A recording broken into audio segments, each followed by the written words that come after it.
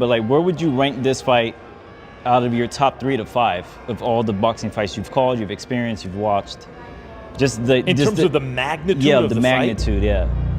I mean, of the fights that I've called ringside, it might turn out to be number 1.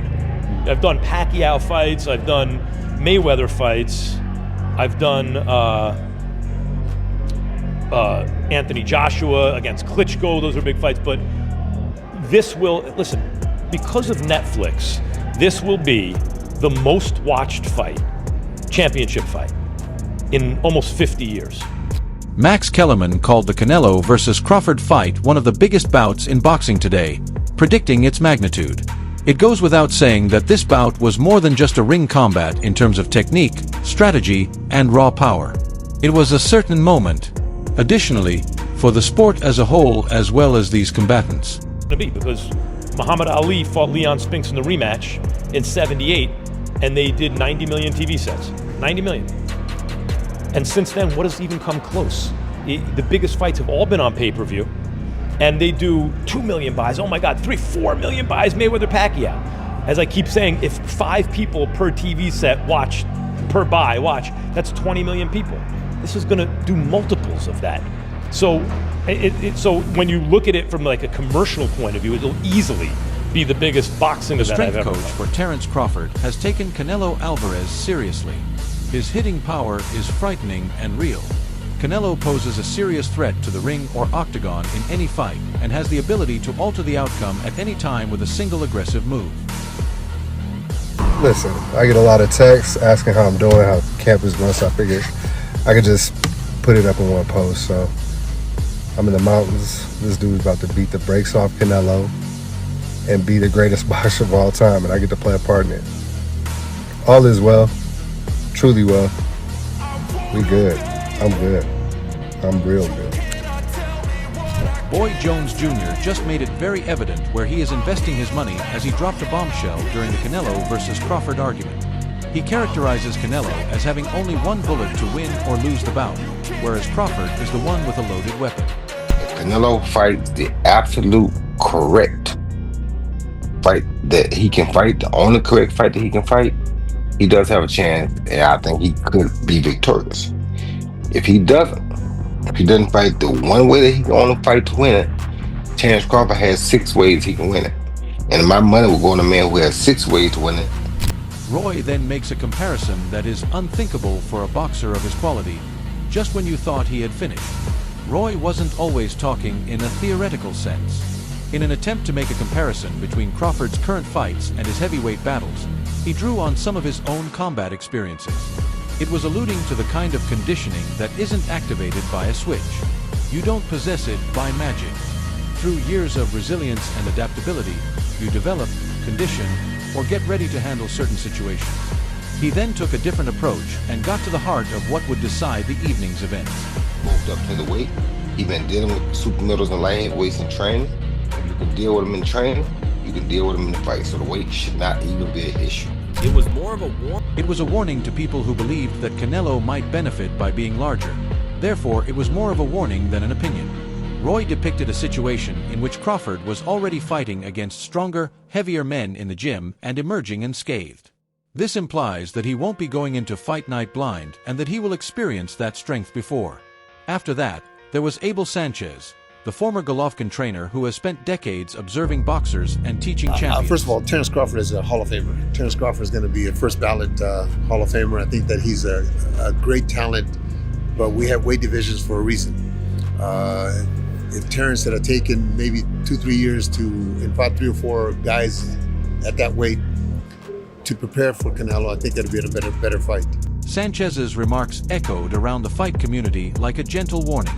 This was more than just a matter of heart or skill. This had to do with preparation, timing, and actual weight. The margin of error could not be less against Canelo, as even the smallest blow may prove fatal.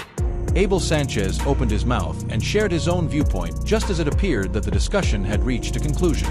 His remarks ignited a fire and turned the entire conversation on its head. 3 or 4 rounds, in my opinion, will be difficult for Canelo because of the speed. And once he assimilates his speed, I think it's a fight where, as you've seen in Canelo fights, by the 5th or 6th round, it becomes a sparring match for him. He doesn't seem to want to knock anybody out. He just wants to beat you up. So I think that the strength and the size of Canelo will take its toll on Terence in the middle of the fight. And I think Canelo cruises on. Sanchez's viewpoint challenged the way fans were imagining the bout, striking like a well-timed counterpunch. Who threw or who landed first wasn't the only factor. It was about recognizing when the cadence changes, the grind, the pacing, and the fact that a fight can shift more suddenly than most people realize. Sanchez gave the idea that Canelo's intense pressure was not something that could be overcome by just boxing prowess. The implication could not have been more obvious. This battle was probably going to be a nutritional one involving pressure and skill. But Abel Sanchez hadn't completed painting the image. He had one last idea that might change how this specific clash is perceived. Crawford is used to fighting trucks. He's fighting a semi-truck. He's fighting a big truck now. A big truck that is not so much him hitting with a good shot, as like a perfect shot on the chin. It's just him wearing you down with his size and with the Canelo likes to punch in the arms like my guys do in my gym. He spent some time in my gym, so I'm sure he picked it up there. But once he starts hitting, it doesn't necessarily on the chin, just hitting him and hitting him. He'll wear him down, and if he wears him down, Terence putting the weight on that he's put on may not be the fastest, may not be the strongest at that weight. He had difficulties with the 154-pound champion that he beat. So at 168, he's fighting a guy that's been tested against the big names in that division. His follow-up sounded more like a final warning than informal conversation.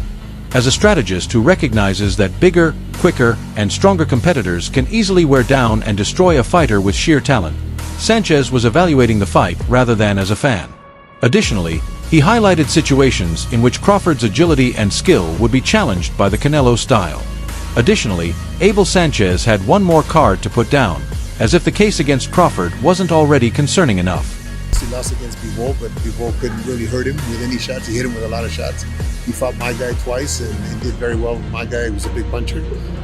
He's beaten a lot of very good light super middleweights in his time in the last 3 or 4 fights. So I just find it difficult to believe that Crawford can hurt him.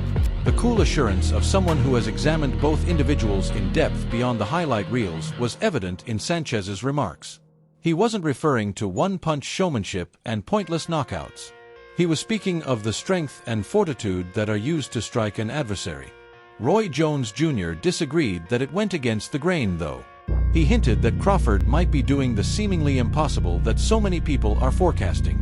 He is, and not only to mention is he the guy that can, he's already done it. How many 2 or 3 division undisputed champions have we ever had besides Usyk? Usyk is a 2-division undisputed champ. This dude is a 3-division undisputed champ already, and if he wins this, he'll be a 4-division undisputed champ. We may never see that again. Praise.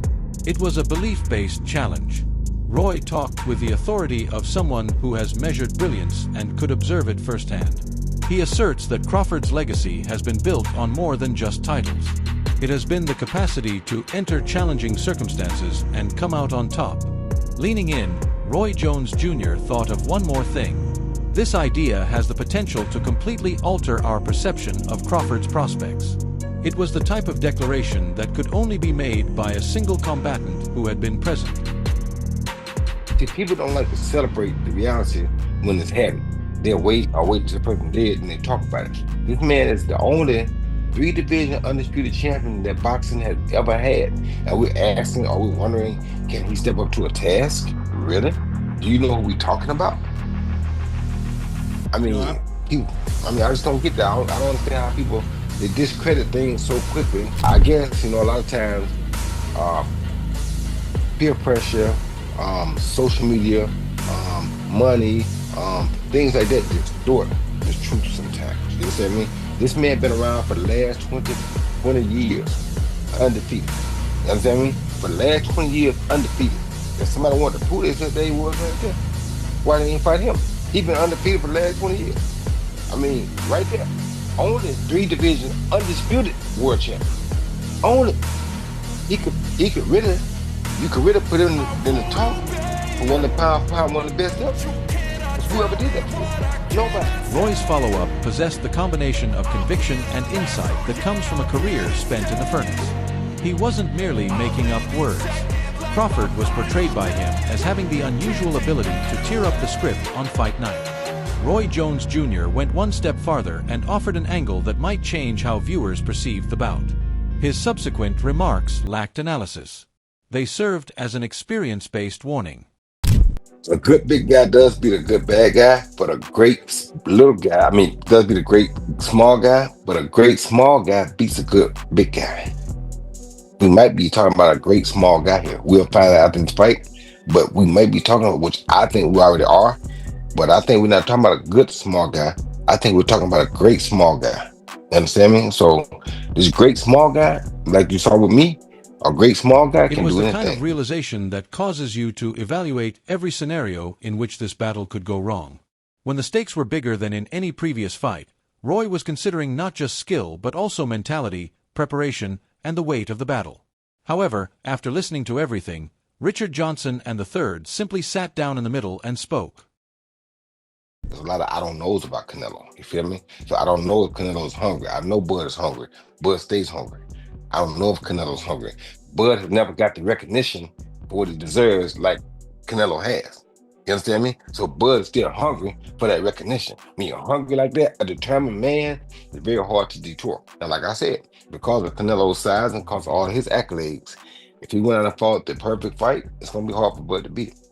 But if he don't, it's going to be a problem. Johnson sounded like a man who has experienced enough huge nights to understand how fast things can change. He was discussing possibilities rather than absolutes. The kinds of scenarios that keep both fighters and supporters tense in their seats. His point of view gave a different impression of the battle, showing how rapidly the momentum may shift. Richard went on to offer his own dimension to the size dispute, which might change how the supporters envision the battle. I don't know. I want to say Crawford, but it's like you can't speak on Canelo either. 168, I don't, that's a 50-50 fight. Johnson's realization went beyond simple numerical values. After the first bell rang, everything was about the physical world. He alluded to the subtle ways in which size can alter every interaction, from taking shots that would weaken a smaller guy to inside clinches. He perceived the weight disparity as a gradual, harmonious degradation of Crawford and a possible secret edge for Canelo. Jimmy Lennon Jr., the voice of boxing's greatest nights, then added his voice. The serene authority of a man who has witnessed legends flourish and fall under the brightest lights permeated Lennon's viewpoint. I feel like Canelo naturally the bigger man. Like Canelo probably walking around probably easy 195, maybe even 200. Compared to what Crawford walking around blown up 168. He wasn't merely restating the size-related worries. He presented them in terms of how the altercation would unfold.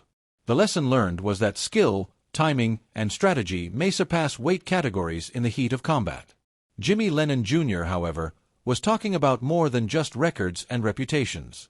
He had one more idea that got right to the core of what makes this battle special. Canelo is a... I tell you,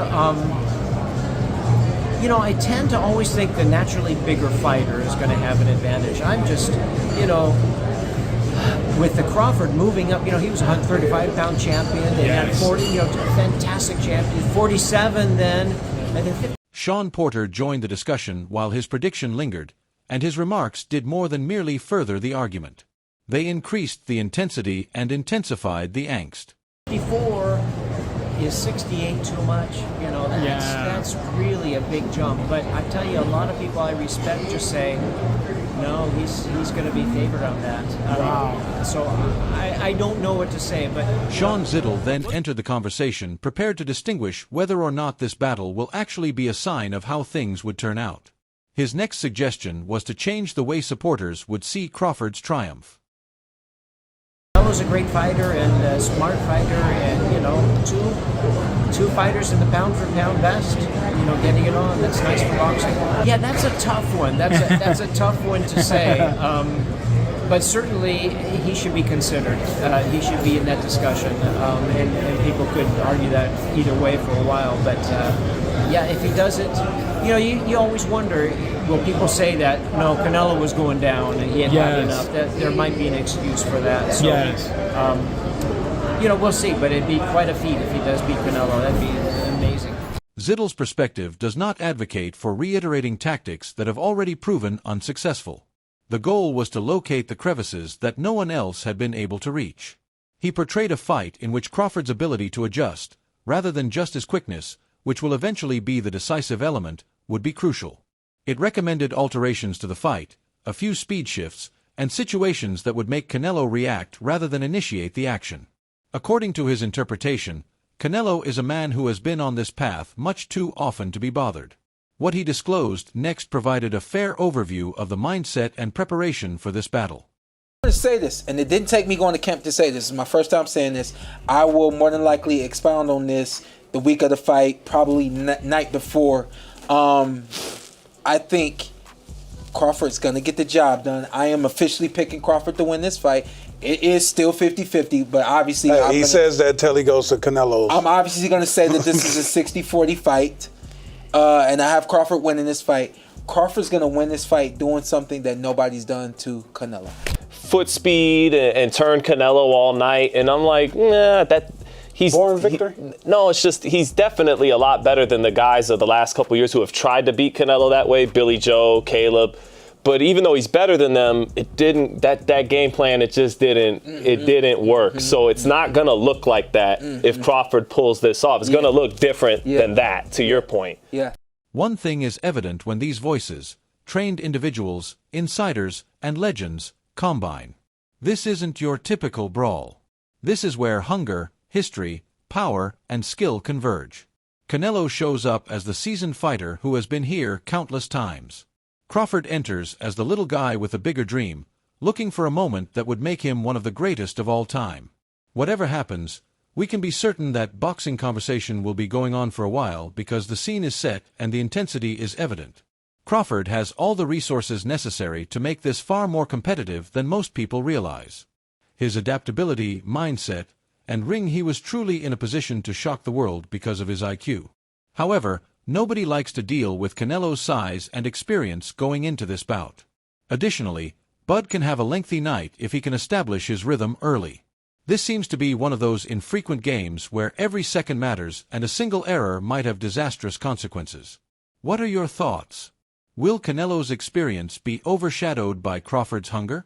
Can the tiny man defeat the larger champion in 12 rounds? Or will Crawford be weakened by Canelo's strength and endurance till the very last bell rings? And where does Crawford stand in your all-time rankings if he succeeds? Rankings? Tell us in the comments section below. Additionally, remember to subscribe to our channel and return for additional videos like